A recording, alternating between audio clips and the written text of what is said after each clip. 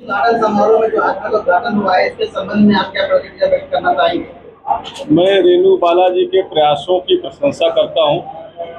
उन्होंने उन कैंसर पीड़ितों के लिए सेवा का एक रास्ता चुना है, जिसको आज बस्ती के लिए बहुत आवश्यकता है। कभी कभी ऐसा होता है कि फोर्थ स्टेज पे पीड़ित है, कैंसर पीड़ित है, और डॉक्टर्स थोड़े हायर सेंटर उसको रिफर कर देते हैं या कहते हैं घर ले जाओ सेवा करो।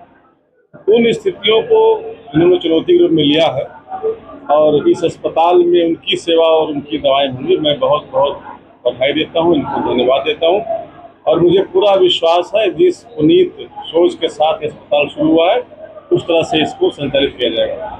क्या यहाँ पे जो है जो इंश्योरेंस लोग कराए रहते हैं, तो उसका उसका कोई सुविधा यहाँ पे क्या? ये तो प्रबंध तंत्र बताएगा, मुझे इसकी जानकारी नहीं है। रेणु जी कह रही यहाँ है तो मुझे निश्चित रूप से लग रहा होगा।